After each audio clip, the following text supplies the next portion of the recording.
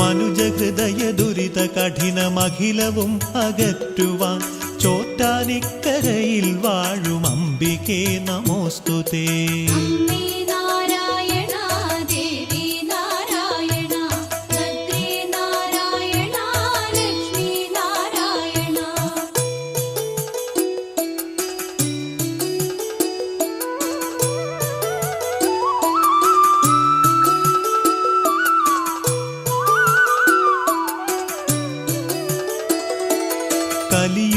കലിയുഗത്തിലമ്മയാണ് കഥനഭാര സാന്ത്വനം ചോറ്റാനിക്കരയിൽ വാഴും അംബികേ നമോസ്തുതേ.